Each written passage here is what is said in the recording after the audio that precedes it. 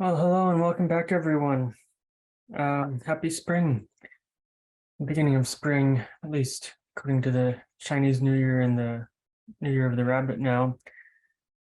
Welcome back to the New Being Hypnosis channel. My name is Troy J. Bacon.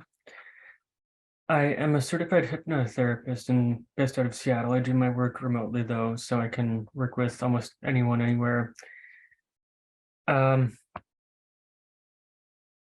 I've been gone for about a month and a half from making videos. Part of it was because I had a virus that didn't test positive for COVID, but a virus may have been I suspect, mutated variant of COVID, or you never know. Virus in December, mid-December, I believe I caught that. And so then I had that. It didn't last too long, actually, for the main bout of it, but it's the damage that lasted a long time. And that's what has been common for me um, since my first COVID in January, over a year ago. Anyway, it especially affects my brain, and perhaps there's more physical work and energy work I need to do on that. But currently, I feel completely recovered. Also, my esophagus and throat had inflammation, and they're completely recovered now. So now I'm back in the game. I have quite an interesting bit of information, what I've experienced and learned through meditation and other sources, especially about the web of life, or the meaning of life.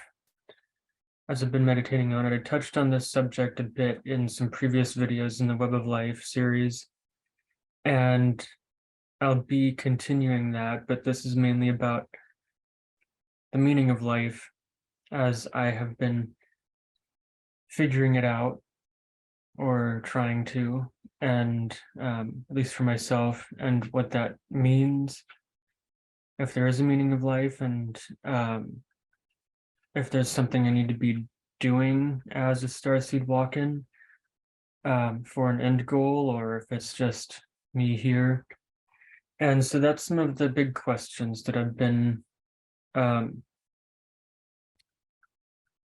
contemplating, especially since last year, perhaps, and maybe before that. So let's get into it. The meaning of life. So for many years, when I was getting into my spiritual studies, as a teenager anyway, we're going to a metaphysical bookstore. It's no longer in Seattle, East West Bookshop. I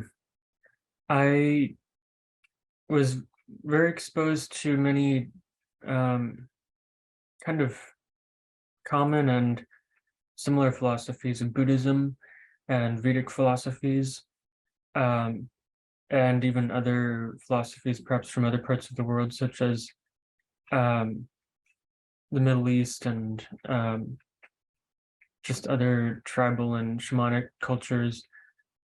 And so basically a lot of people, a lot of cultures believe that the meaning of life is, of course, to grow up in these bodies, and through meditation as a life practice, it's ideal to refine yourself, cultivate yourself, get more in touch with your spirit and inner being, and reduce attachments, change your inner stories, which I do in hypnotherapy too anyway. And so that's what I do. That's what I've been doing with my hypnotherapy, especially, is changing stories, changing programs, and not only with myself, but helping others gain their clarity and get in touch with their inner being. So I guess what I've come to, at least for myself and where I'm at, is in my reflections on my walk in incarnations and memories, especially from Sirius A, that I started remembering getting very clear glimpses of shortly after the walk-in event. What I have remembered about my, I believe it was my last lifetime, perhaps the most profound on Sirius A, um, was 2.8 million years ago. And that was a lifetime as a Syrian general, a general to the ambassador of Sirius A, and working with the Syrian Council. And so I had a big part in leading a final um, mission, you could call it, in that basically ended the war with the Draco and the Andromedan Greys, at least the troublemakers of that area, um, and Sirius A. And they wanted our technologies. We would not allow that because they were not advanced enough. So they went to war with us, and after splitting one planet, my home planet, I met with the Syrian Council. I led a mission with a team, basically. I don't know if we had divisions such as Navy, Air Force, and Army stuff, but essentially it was the Air Force, um, basically, of the Syrian forces, defense forces. And so we had commandeered some Draco ships, I believe, in a previous battle. They were still intact, and we rigged them with explosives or bombs. I can't really call them explosives, but basically, I led this mission to end the Draco War by flying these ships into the Draco home base, and these electrical bombs fried the whole base and the Draco and the nanites within them. So that ended that war. And so I believe that was my last lifetime, at least the one I most remember on that planet I lived on near Sirius A. And so in a quantum healing hypnosis session, I got the message or memory that that lifetime was 2.8 million years ago in Earth years, approximately. That's a long time, perhaps even a long time in cosmic time. That's significant anyway. And so Sirius, being one of the closest stars to our sun, Sol,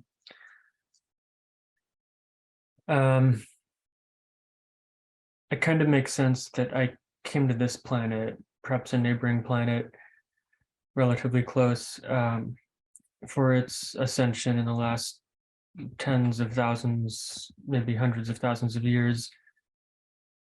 And so this is where I am. And so basically, knowing that I had all those lifetimes near Sirius A, perhaps on near other stars and other systems too, at least that clarity with that lifetime led me to believe that I've been at this for a long, long time. And after not only all those Syrian lifetimes, but perhaps hundreds, at least, maybe thousands of Earth lifetimes, many of which I've remembered good pieces of and clarity from. That doesn't quite line up with what the earthly Vedic and Buddhist and other philosophies would suggest as perhaps the meaning of life or the goal of life, to cultivate and purify oneself through many successive lifetimes, and then eventually stop incarnating when you break the karmic cycle and don't have to come back anymore. I honestly believe that's a very old, perhaps outdated philosophy. Maybe that's relevant to some people still. And maybe that is how some souls continue to live and believe. But that doesn't resonate with my walk-in soul. And so what I've been trying to figure out as an earth human this time is why I'm here, if that is the truth or the ultimate truth. And so I believe I've heard this other theory of the meaning of life, and I see evidence for it. Other people have made evidence and found evidence for it. And so from a book box in my library, I picked up this old book. The cover has been ripped off. It may have been a free copy from a bookstore someone had. It's Reflections on the Art of Living. And The Art of Living was written by Joseph Campbell, a Joseph Campbell companion. However, this one is written by someone named Osborne. I think I'm pronouncing that right. Anyway, yeah, Diane K. Osborne. Anyway, this book, I don't like to say that there's one true ultimate truth or one true philosophy, or one true way of living. But basically, I think this book lends credence to what I've learned from many other earthlings who have found their path and created their path. And beyond karma, beyond past life karma, and beyond things they may have come in with, they have truly manifested and created their path. Similar to a create your own adventure story series or story. And so I think that is what life can be. And that's really part of what I am doing now, and why I'm here. I have check-ins with the Syrian Council. They reach out to me and contact me and check in with me. I think they never really leave me, actually. They've never left me since I walked in 2020. But for some time now, I've been feeling like, of course, I have missions and purposes to work on and accomplish here. But I feel like, for me anyway, I have kind of been set free into this playing field.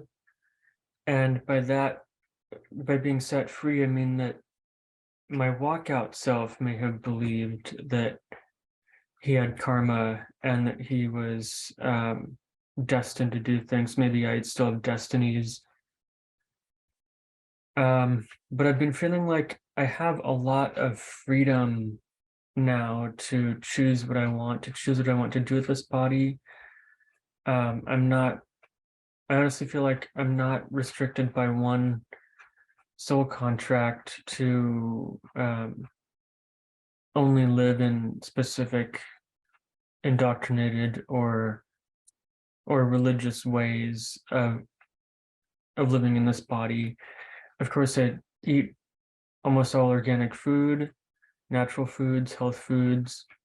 I take very good care of my body in that way, and I try to get enough activity and take care of especially my subconscious and inner realm and energy body.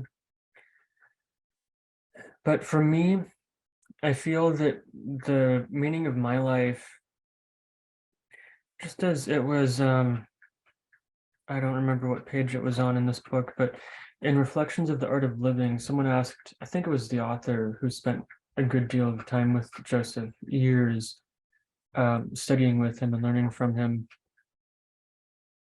Um, by the way, I'm not promoting this book um, commercially. I just have it and I'm talking about it.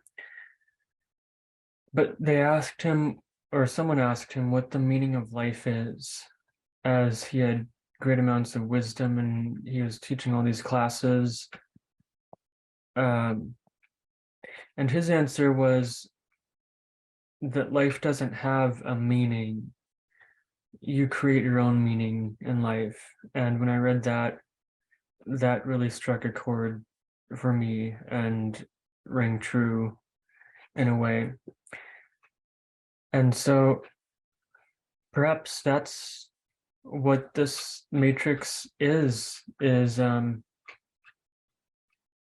maybe we're not bound by karma, maybe we're not bound by religions, and maybe we're not bound by an ultimate um, cosmic truth or cosmic laws that tell us to only live in certain ways. Um, I know that there are many ways that I have been exposed to, and my walkout was people have found their own paths, and many people I've met preach about um, one spiritual path or another and say that this is the truth and that's the truth, and this is the only way out of this world, and this is the only way to stop living as a human, and after this lifetime start living, choose be able to live as some higher cosmic being in another realm. And perhaps that is true, and perhaps that's where some people are going. But for me, I've had to come to terms with, and maybe that's not for my soul, and maybe that's not what my soul does. Maybe that's not what my oversoul does. Maybe my walkout and I just live in bodies. My walkout right now is in a gray body, a fairly advanced one. He still visits me sometimes etherically, but maybe the purpose of some souls, as we are all, I believe, fragments of the creator, the source, God, the light, whatever you want to call it, where we all come from. Perhaps because we are um, fragments of that, some souls do evolve truly to live in other realms and explore other realms. Maybe some souls are already evolved. I know that higher parts of my soul that is not able to fully embody in this body, manifest in this body, is highly evolved, and I do my best to bring some of that light in with me in my life. And so maybe highly evolved souls already are living here, and that's why they live here, because they don't need to just go to other godly and dimensional realms, because they're already from there, and they come here to share light and just to live here, do what they literally can do what they're capable of, what their abilities, share their abilities, and help others, and be a part of this cosmos according to missions they hope to accomplish and have chosen to accomplish, um, that means something. And maybe that's just a part of their play. I believe that's a part of my play. And so that's some of my thoughts about um, where I'm at about the meaning of life. Perhaps we create our own meanings of life, as I'm myself which is not just one little human soul, it's a lot of things. Um, I know that you are yourself, and perhaps you have multiple tracks of life, multiple interests, and multiple talents and abilities and specialties. Some people do. Some people only have one main specialty that they live off of. So wherever you're at, I do hope that you are benefiting from your guidance and your work and your intuition and the spirits around you that you, I hope, connect with or may connect with, or at least around you, because someone always is. I hope that in this lifetime you fully understand yourself and your life and your purpose in this life, in this playing field. So a bit more about me being hypnosis is, since December, I've learned Reiki 1 and 2. Now I offer Reiki distance healings through Zoom. And that's how I learned, actually. Reiki is through Zoom or Skype technically, but distance training. And that's how I learned hypnotherapy too, through distance training. It all works very well. And the energy still transfers from one person to another very well. And that's the thing about Reiki, is that I'm not sending energy from me and my body. Reiki is literally channeling life force energy from above or around or below and maybe everywhere. Maybe channeling just pure life force energy from wherever it comes from. You set your boundaries and you set protection around you before you do that. But yeah, it's channeling energy from source and from somewhere else through you to the other person, or even to a situation, to an event, to an object, or to even a plant or an animal.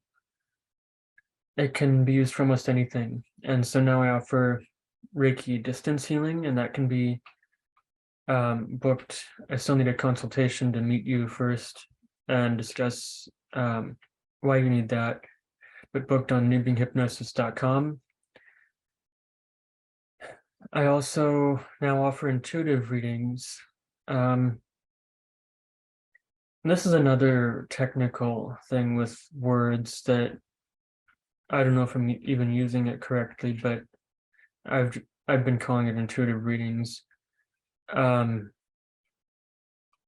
walkout and my walk-in, even more so, has always been empathic, and my abilities have been waking up more, especially as an earth healer and what people call a geomantic empath, sensing and seeing energies of the earth and people and spirits in places and events that have happened that have been stuck on the land and still need healing, according to what a specific place or land spirit might desire or not.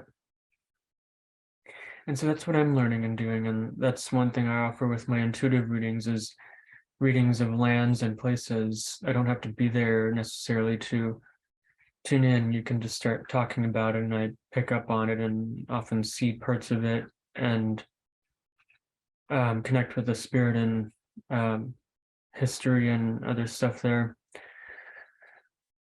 So yeah, land readings, energy readings,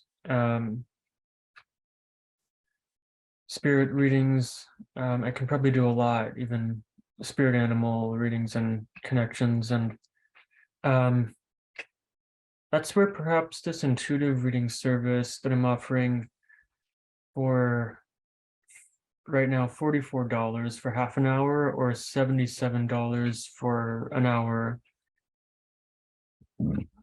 or even beyond that, we can go over. That kind of meshes with my hypnotherapy that I've been doing because I naturally do quantum hypnotherapy healings. And so not only do I do therapeutic imagery, but I um, always angels and other spirits are present and join in. So I bring their healing energies in, and so that may come through with the intuitive readings. Um, Lately, what's been happening is I do a reading and connect with someone, um, and usually have a question or a general or specific issue they want to get clarity on. And so then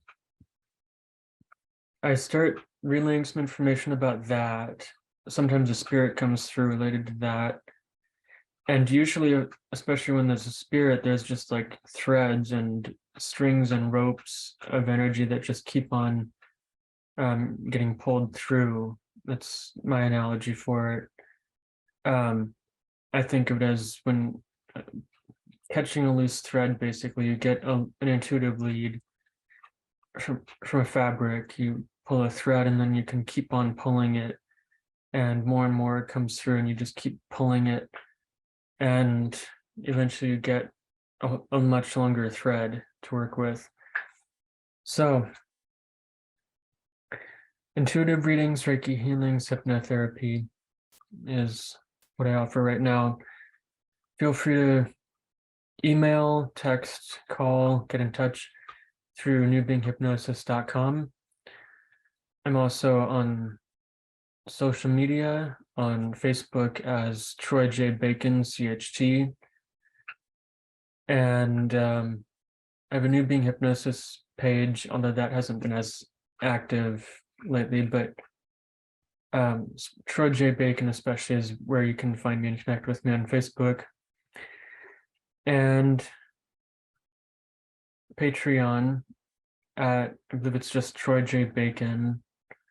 That right now I have listed. I'll probably add more options to my Patreon channel, but